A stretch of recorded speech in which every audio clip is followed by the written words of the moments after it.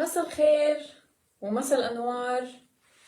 حلقة جديدة ويوم جديد مع أحد جديد. برنامجنا غصون اللقاء. اليوم بصراحة الحلقة رح تكون شوي مختلفة عن ما مضى، وشوي رح تكون مختلفة عن ما مضى لأنه بدي أحكي معكم شي بصراحة. الفترة اللي قطعت القريبة اللي قطعت علمتني شي كتير مهم بالحياة. غصون اللقاء لما فكرت بهذا البرنامج كان هدف التلاقي، هدف انه تتلاقح الافكار لحتى نطلع بشي جديد، لنطلع باستفادة بايجابية، بشي يغير حياة الاشخاص. وشخصيا في شي طرق على حياتي غير لي حياتي بالكامل، غير لي طريقة تفكيري بالكامل، غير لي وجهة نظري بالحياة، غير لي اشياء كتير. لهيك قررت اليوم تكون الحلقة بعنوان برأيك هل في شي اسمه فشل؟ رح تشوفوا معي أكيد حاليا بول. هذا البول هيدا البول صار موجود قدامكم على الشاشة، ممكن تجاوبوا من خلاله هل فعلا في شي بالحياة اسمه فشل. قبل ما بلش بالحلقة اسمحوا لي رحب بكل الأشخاص اللي رح ينضموا لإلي بهاللحظات، واسمحوا لي كمان لكم إنه هيدي الحلقة رح تكون ويا رب تكون إفادة حقيقية لحياة كتير من الناس. هل برأيكم في شي بالحياة اسمه فشل؟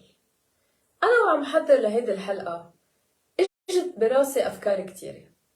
أولا مثل العادة إنه روح فتش على تعريف الفكرة الأساس.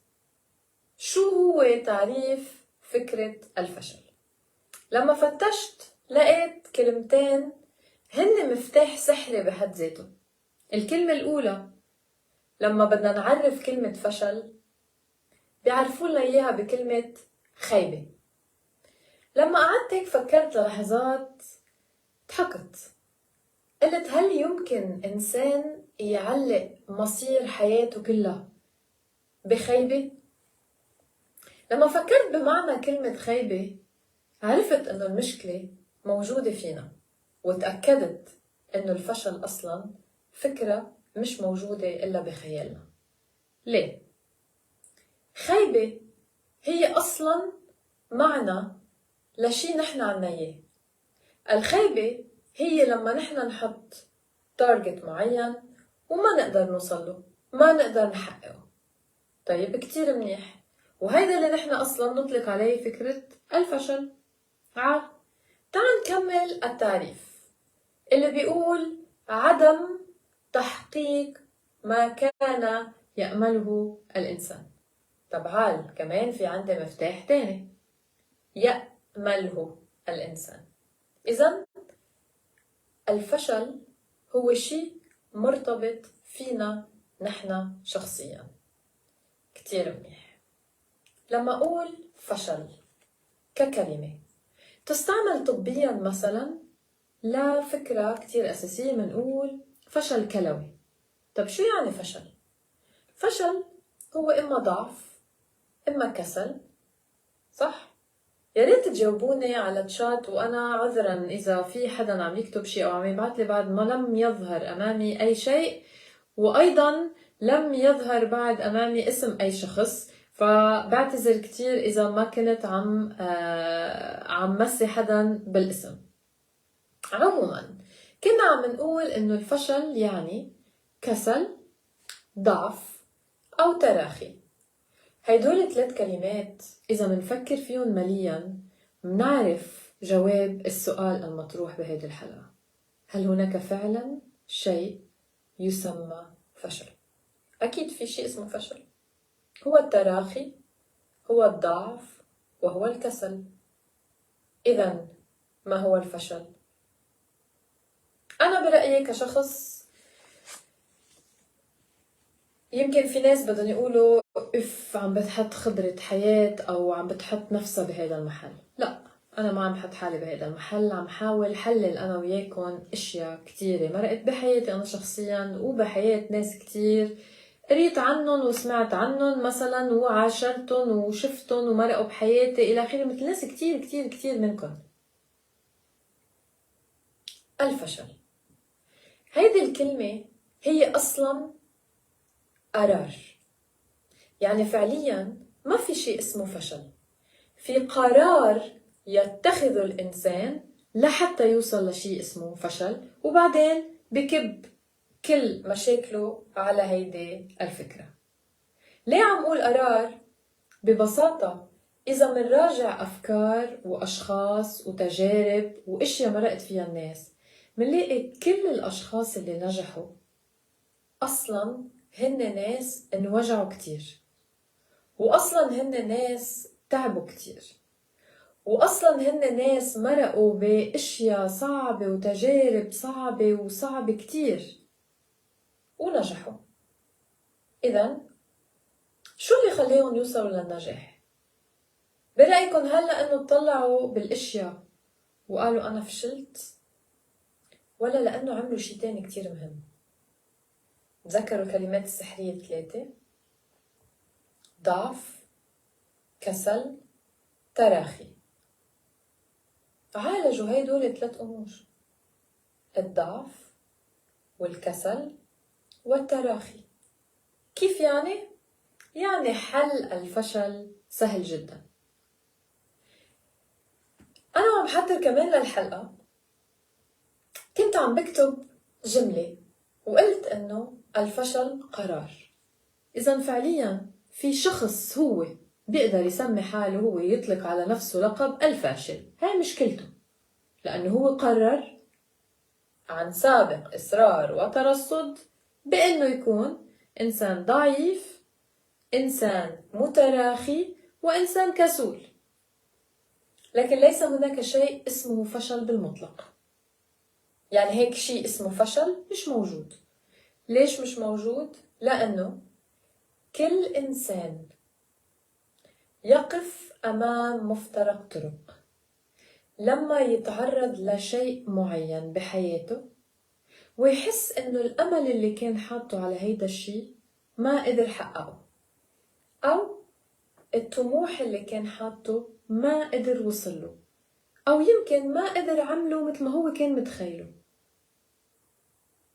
بيقف قدام مفترق طريق وبيفكر، يا أما قراره بيكون I give up، أستسلم، خلص أنا فشلت، وبيوقف وبينهار، يا أما بيفكر بالكلمة أو بالجملة اللي كنت عم بكتبها،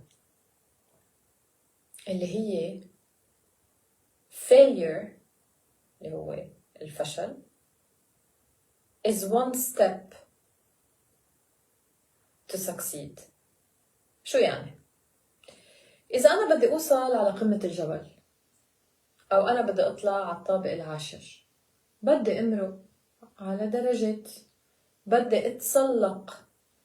بخلال هيدي الرحلة بالتسلق شو ممكن يصير معي على الطريق؟ طبعا نحن بلبنان كلنا بنعرف كتير منيح إنه نحن طالعين على الدرج أكيد ممكن تنقطع الكهرباء، ممكن يطلع لنا درجة مكسورة ما نكون شايفينها فنوقع. برأيكم إذا وقعت ببقى قاعد محلي أو برجع بقوم بكفي طريقة لأنه لازم أوصل على البيت؟ أي السهل؟ سؤال تاني: هل الطلع على الدرج أسهل أم النزول؟ طبعا النزول سهل جدا، بكر على الدرج، ونحن هذا التعبير على فكرة بنقوله كر على الدرج بسرعة. لكن كلنا حتى لو رايحين على بيتنا ونحن ساكنين بالطابق الأول أو بالثاني أو بالعاشر أو بالمية منهتل هم الدرج. ليه؟ لأنه الإنسان بالفطرة تبعه بحب الشي السهل.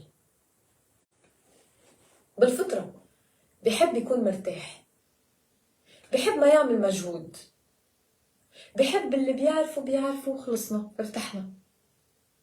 طب سؤال، هل هيدا النوع من الناس يستحق النجاح؟ خلينا نكون كتير صريحين، عن جد نكون كتير صريحين.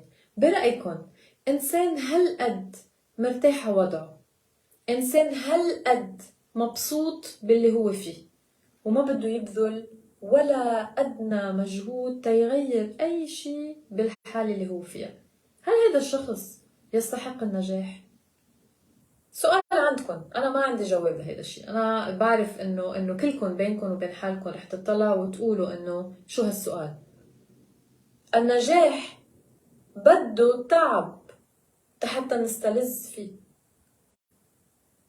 يعني اليوم الإنسان لحتى يستحق شيء اسمه نجاح لازم يتعب، لازم ما يكون ضعيف متراخي وكسول.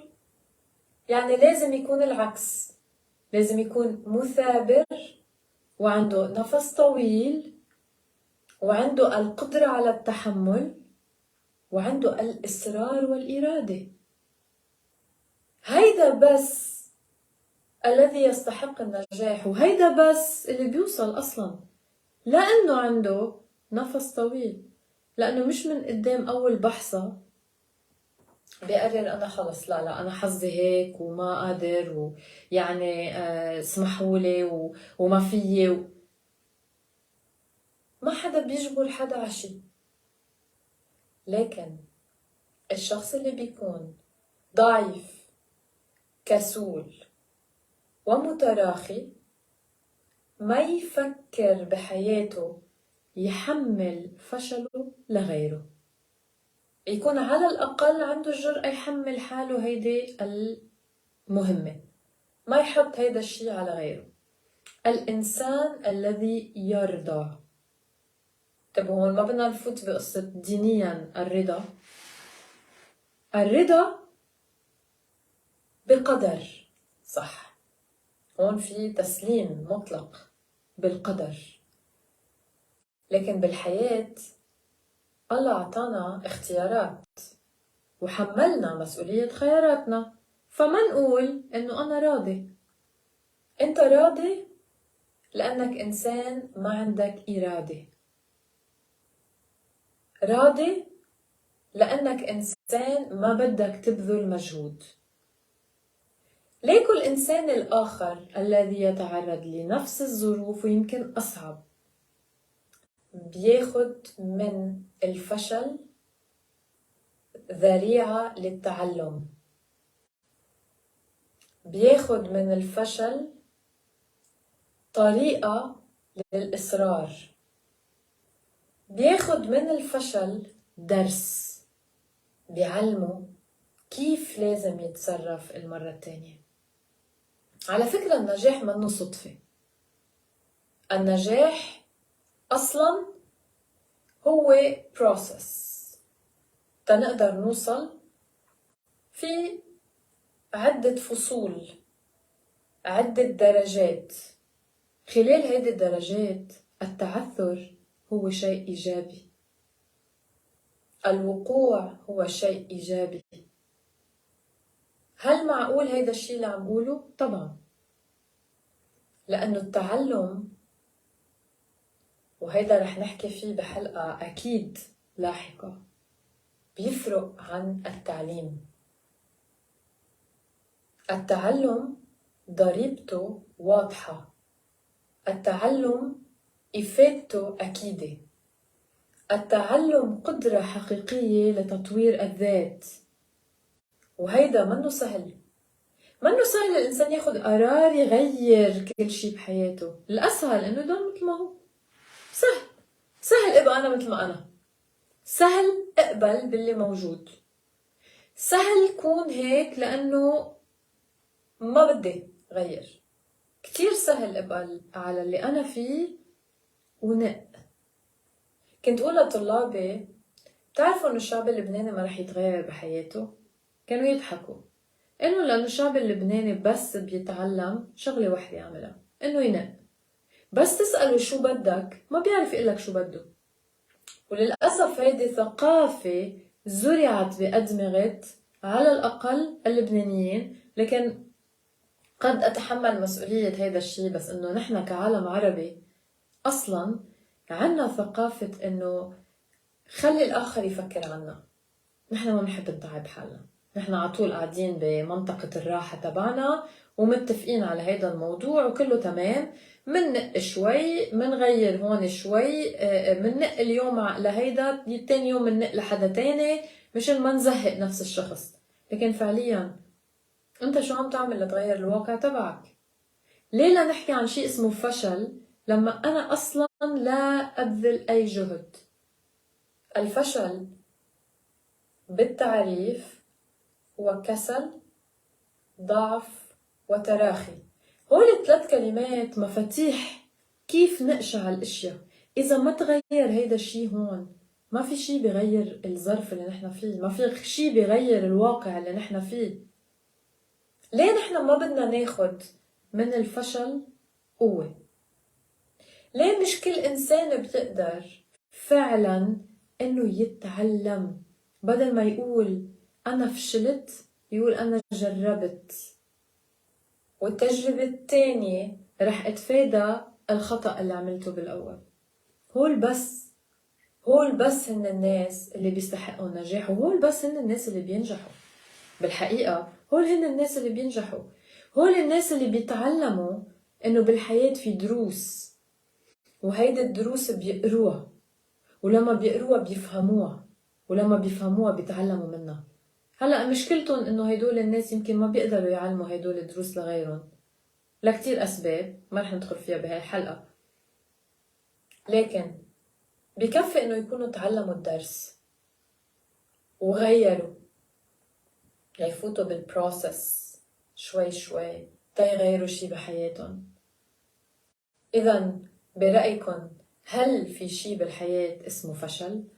يا ريت تبعتولي، يعني لو ما بينوا قدامي على الشاشة يا ريت يكون في إجابات للأشخاص يقولوا لي رأيهم فعلا، هل بيعتبروا إنه في شي بالحياة اسمه فشل، نعم أم لا؟ بدي أخذ مثال كلنا عنا إياه وكلنا بنعمله ومنطبقه ببساطة، لأنه شي بعيد عنا، شي بنعمله لشي بنستعمله أوكي نقبل فيه. رح أعطي مثال التليفون. لما تكون عم تستعمل تليفونك أو أي جهاز آخر، اللابتوب whatever، أنت عم تستعمله لما يبوكل شو بتعمل؟ شو الشي اللي بتفكر فيه أول شي؟ أو حتى لما الإنترنت تتعلق شو أول شي بتفكر فيه؟ أول شغلة بتفكر فيها هي الريستارت، صح؟ كل حدا منا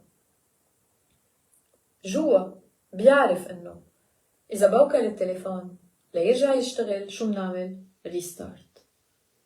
اللابتوب تبعي أنا وعم بستعمله لما يبوكل شو بعمل؟ ريستارت. الراوتر عندي بالبيت لما تبوكل أو تروح الإنترنت ومعود أعرف شو بدي أعمل، بعملها ريستارت. طب ليه لما حياتي تبوكل ما بعمل ريستارت وباخد قرار أعمل شت داون؟ ليه؟ شو السبب؟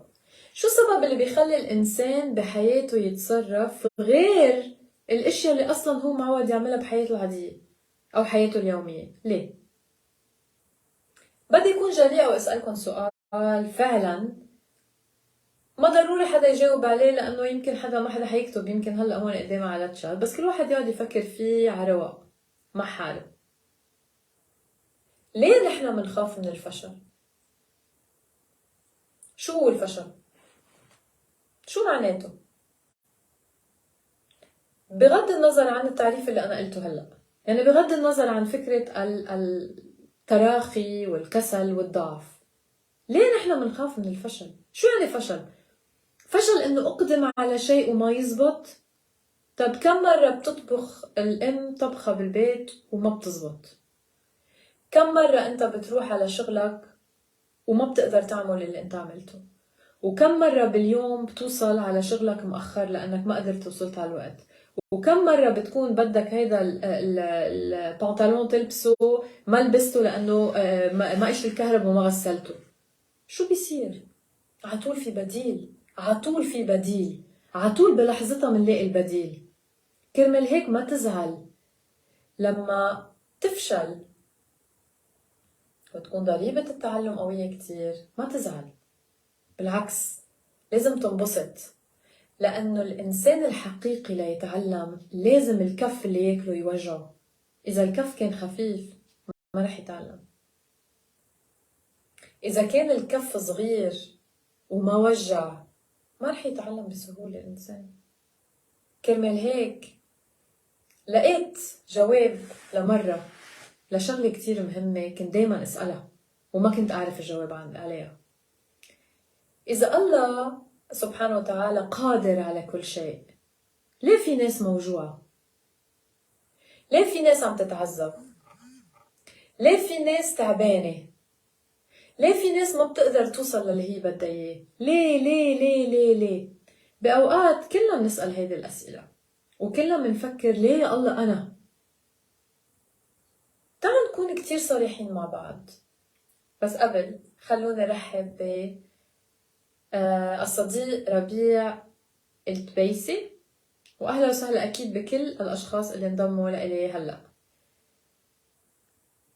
تعال نفكر بعمق. ليه؟ هل هيك هي قهر؟ إنه الله بده يقهرنا؟ هاي هي الفكرة؟ حتى هاي بنظلم نفسنا لما نفكر بهي الطريقة. لما نوقف ونقول ليه أنا؟ بدل ما أقول ليه أنا، قول الحمد لله أنا. ليه؟ لأنه أنا عم بتعلم، غيري ما عم يتعلم. هذا ما بيعني إنه كل إنسان مرتاح يعني حياته منيحة.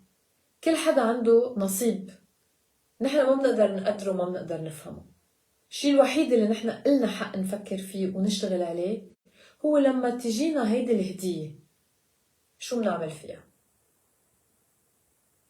رح خبركن شغلة صارت معي من يومين. اليومين السابقين اللي أنا كنت فيهم منقطعة كليا عن الجميع، وأكيد في كتير عالم كانت عم تسأل، وكان شكرا. أنا بشكر يعني بهاللحظات بدي أشكر كل شخص بعت لي رسالة أو سأل أو بهول اليومين كنت موجودة بمكان غير لي الفيجن تبع حياتي كلها، رغم انه انا صار لي فترة عم بقطع بهيدي المرحلة اللي هي عن جد غيرت لي كتير بحياتي. التدريب المكثف اللي حصلت عليه باليومين الماضيين اللي هن الجمعة والسبت، أكثر من 12 ساعة تدريب يومي، قاعدة على نفس الكرسي 12 ساعة متواصلة، يمكن فيها تلت ساعة من بعد أول 6 ساعات وتلت ساعة تانية بالجزء الثاني من الجلسة. يعني 40 دقيقة ماينس 12 ساعة بيطلع 11 ساعة وشوي تدريب يومي. هيدا التدريب بغض النظر شو كانت أهدافه، وبغض النظر عن الكم الهائل من المعلومات اللي أنا حصلت عليها واللي فعلا رح تغير لي حياتي، لأنه بلشت طبق منها كتير أشياء وكتير أمور وخلتني راجع أشياء كتير بحياتي.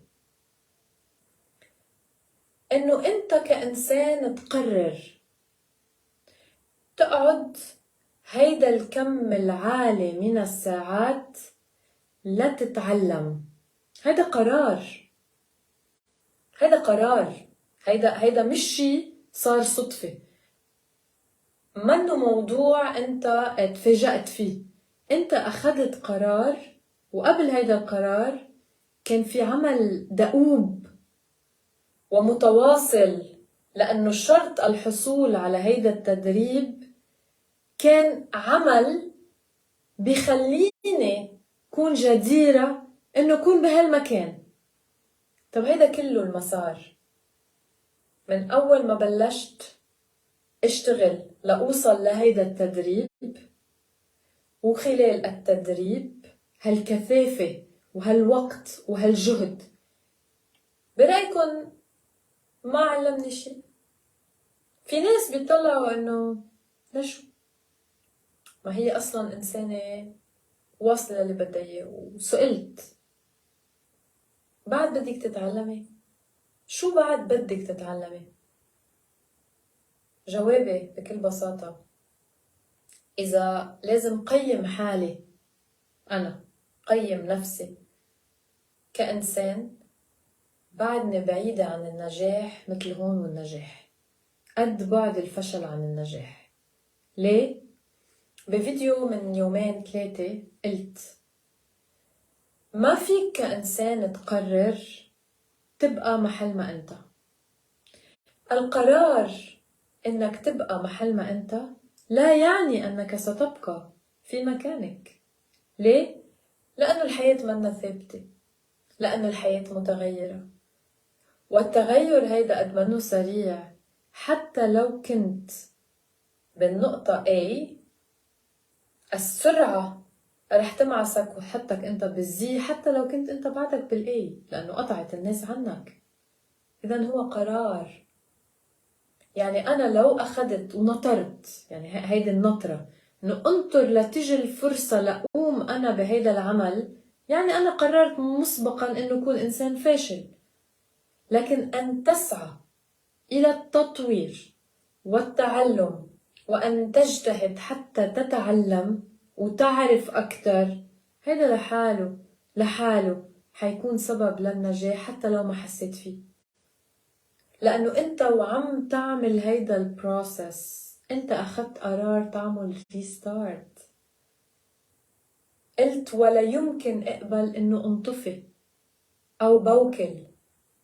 أنا إنسان أخذت قرار إنه أعمل ريستارت، إنه كل يوم هو يوم جديد، إنه ما أترك مساحة للميموريز تبعولي، للذكريات الموجعة والفاشلة والمتعبة كذا تأثر علي وتقول طب ما أنا امبارح عملت هيدا الجهد وما قدرت أوصل لمحل. هيدا الطريق التفكير اللي بيفكر فيه الإنسان اللي بياخد قرار الشت داون. أنا استسلمت، أنا استقلت. هون بيصير يستحق وبكل جدارة أن يكون إنسانا فاشلا. برافو، خليك بمحلك. أما الإنسان اللي بيتطلع ودايما بيشوف إنه بعد في كتير لازم يعمله، ما بعود بيطلع بالبحثة الصغيرة اللي تحت إجريه.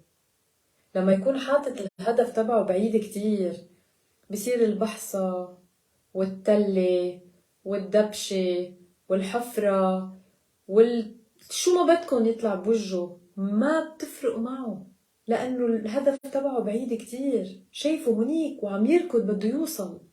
هذا الإنسان ولا يمكن يكون عنده كسل ولا عنده ضعف ولا عنده استسلام،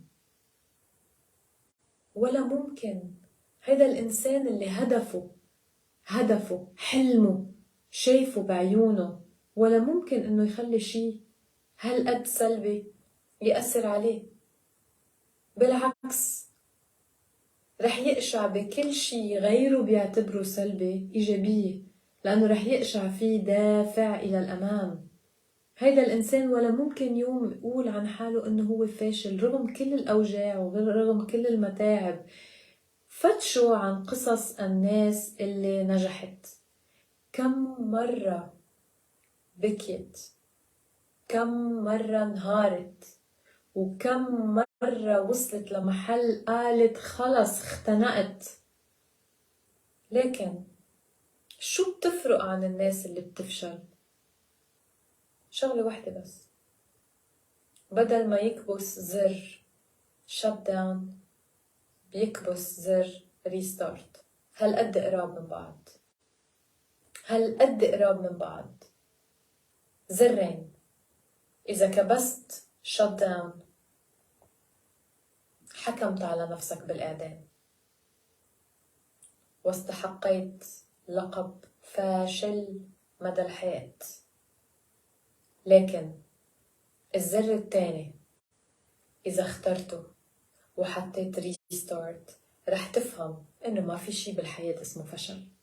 رح تفهم وتفهم كتير منيح إنه ما في مبرر خاف من الفشل، لأنه أصلا ما في شي اسمه فشل، في شي اسمه عم بتعلم.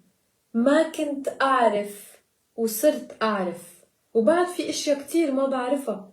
يعني الخيبة لما تحط أمال كتير إنه أنت بتعرف كتير وأنت أكيد رح توصل، هون توصل بتلاقي كل شي نهار قدامك قدام أول بحثة بتقطع بحياتك.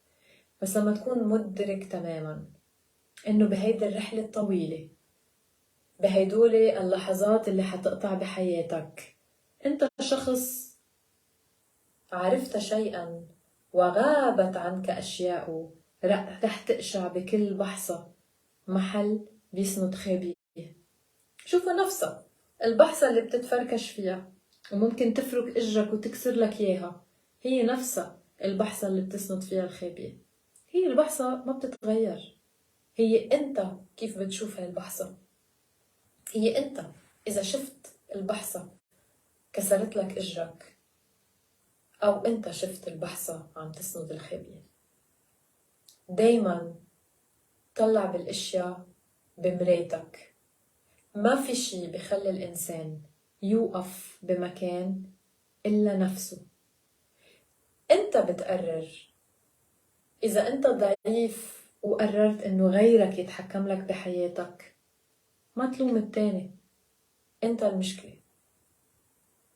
إذا أنت شخص ما عندك إرادة، ما تلوم الآخرين، لوم حالك، اشتغل على إرادتك. سؤال: لما سألتكم من شو بتخافوا؟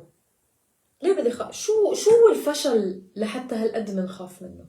عندي سؤال تاني: انت كإنسان شو الخيار اللي فكرت فيه لما استسلمت؟ عجبك هذا المكان اللي انت فيه؟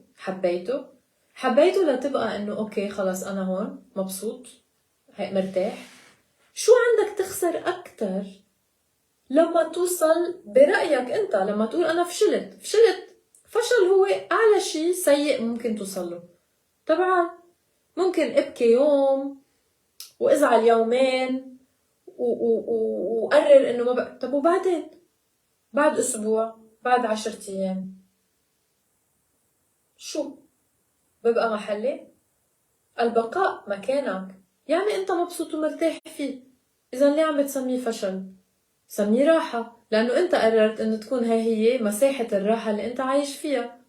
واذا فعلا هيدا المكان مضايقك ومنك مرتاح فيه، ما تبقى فيه بكل بساطة. غيره، جرب شي تاني. هيدي الجملة الحلوة السحرية، جرب مرة أخرى. وين المشكلة؟ خلصت الدنيا؟ خلص العالم؟ ما بقى في حلول؟ ما في شي ما له حل، وما في شي ما صار مثله، وما في قصة حياة ما قطع فيها مشاكل. هيدي الكرزة اللي بنحطها على الجاتو هي المشاكل تبع الحياة. شو لذة الحياة لما تكون كلها حلوة سعيدة؟ وين التشالنج اللي انت بدك تاخده؟ وين هذا الإحساس بأنك انت أنجزت شيء معين؟ هيدا الإنجاز طعمته ولا أروع بعد الوجع، بعد التعب. يا جماعة الأمهات اللي عم يحضروني هلأ حيعرفوا شو عم أقول ورح يحسوا بالضبط.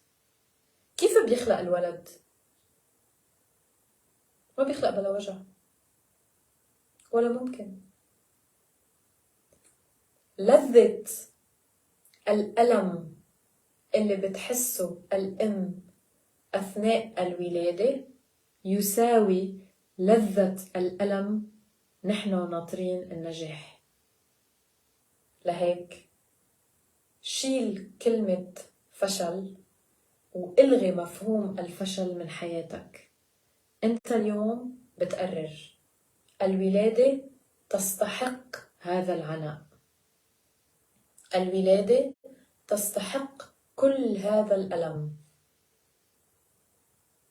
الشي اللي بدك توصله، الهدف اللي انت راسمه، الحلم البعيد اللي بدك توصله،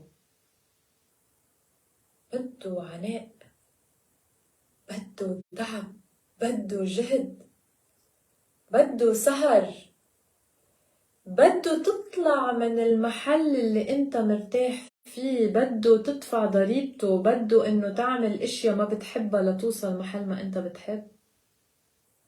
انتم فاكرين مثلا هيدول الاشخاص اللي بنسميهم مانوكان بيطلعوا بيعملوا عرض، بتطلع واحد جسمه بدها تروح تعمل عملية تجميل لتعمل جسمها هدول كيف عايشين مستمتعين؟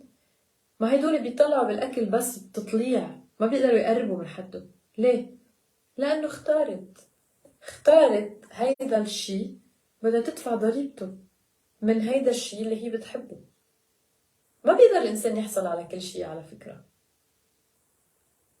وهيدا هو سبب الفشل الحقيقي. سبب الفشل الحقيقي انه نحن بدنا نوصل للي نحن بدنا اياه، وبدنا نحقق اهدافنا، وبدنا نوصل للاحلام تبعنا، بس نحن قاعدين مرتاحين ما بدنا نعمل مجهود. ما بيصير. لتقدر توصل لهونيك بدك تتحرك، ولا تتحرك بدك تتعب. سيمبلي سيارة لتمشي من مكان إلى آخر بدك تعبي لها بنزين، ولا تعبي لها بنزين بدك تدفع مصاري. كل الحياة راكبة هيك. الحياة بالكامل هي عبارة عن قرار بياخده الإنسان، إما بيكون قده وإما بيكون كلام فقط. إن لم تقترن كلماتنا بالأفعال لا تلم إلا نفسك. بشكر كل اللي حضروني اليوم، وبتمنى إنه لو كان الكلام شوي هيك تقيل على البعض، لكن غصون اللقاء هدفه مش المجاملة. غصون اللقاء هو شيء لنلتقي بمكان وزمان وبيئة أفضل، وحتى نوصل لهونيك لازم يكون في بمحل معين وجع. ما فينا نكذب على بعض، لأنه الحياة تستحق أن نعيش بشكل أفضل وأجمل، وهذا يستحق العناء. دمتم بألف خير. موعدنا الأحد الجاي بنفس الموعد الساعة 9 بتوقيت بيروت، 10 بتوقيت اسطنبول. ويعطيكم ألف عافية.